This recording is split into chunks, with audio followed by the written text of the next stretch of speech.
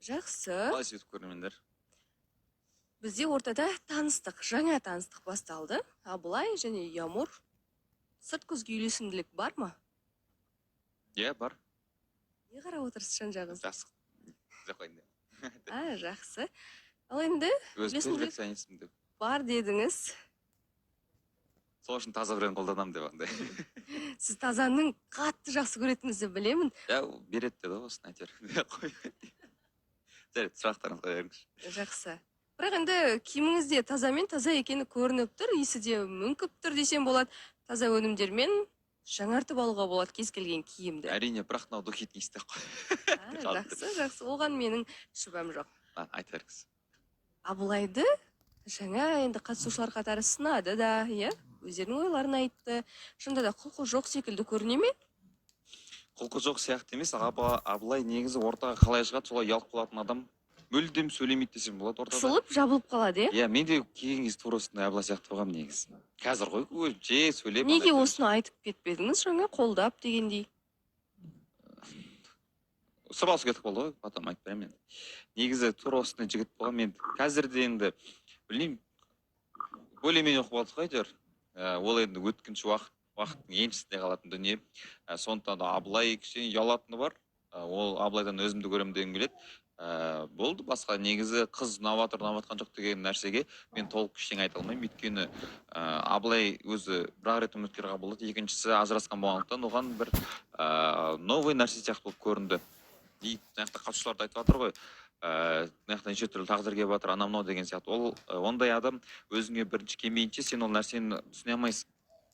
Сондықтан да Абылай кішкене шоковое состояниеде тұрып қалды деп ойлаймын. Өйткені қыздың қай кезде үйленгенінде біздің бәрімізге кішкене шоктау болды. Сондықтан да Абылай түсінуге болады. Жақсы. Бұл жерде ары қарай таныстық жалғасатындай ма, қалай ойлайсыз? Енді бұл жерде ең алдымен Абылайға өзінің ата-анасымен сырласу керек сияқты деп ойлаймын. Өйткені бірақ шешімді жігіт өзі қабылдайды ғой. Ал егер ұнатып қалса? Бірақ ата-ананың батасыз сенің некең бір берекетті болады деп ойламаймын. Сондықтан да енді хотя бір сөйлесіп көру керек, қызбен де сөйлесіп көру керек. Егер шынымен де сезім болып жатса, ол неге жігіт күреспеске деген сияқты ата-ананың да батасын өзіңнің талпынысын күресің арқылы алуға болады. Жақсы. Қыздың өзі Абылайға деген қызығушылығы шын мәнінде байқала ма? Сіздер сырт көзге қалай байқадыңыздар? Не байқадыңыздар? Мен енді шолпан сияқты бала шамаймын. Бірақ та енді қалай айтсам болады.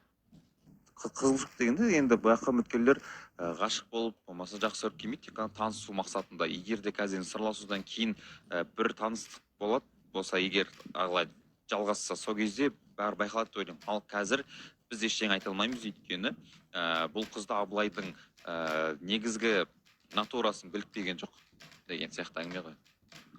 Жақсы. Өзіңіздің жеке басыңызға бір тоқталып өтейік.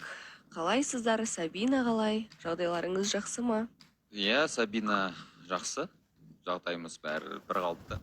Өткен жол бір креативқа толы видео түсіріп келгендеріңізді көрген болатынбыз. Бұл жолда осылай таңғалдыруға дайынсыздар ма? Кринж видео ол. Тура осындай бір кринж. Меніңше ол сіздің бір ерекше идеяңыз сияқты. Осы жолда тура осындай бір видео түсіріп келдік. Көреміз енді. Сүрдік дегенде енді кеше кездестік. Ашығын айта берейін, кеше кездестік, сырластық. Енді алдағы уақытта қандай әңгіме болатынын эфирде айтып береміз. Мына жерде айтып берсем, айтып берейін. Жақын арада, көретін боламыз, білетін боламыз. Бастысы бәрі дұрыс, көңіліңізден шығады, солай ма? Ешқандай реніш жоқ. Ең бастысы осы, және біз келесі жарнамада қайта ораламыз. Еркің өзіңде сені көтермесе, Назерке көтере алмайды. Шығарып салайық сізді.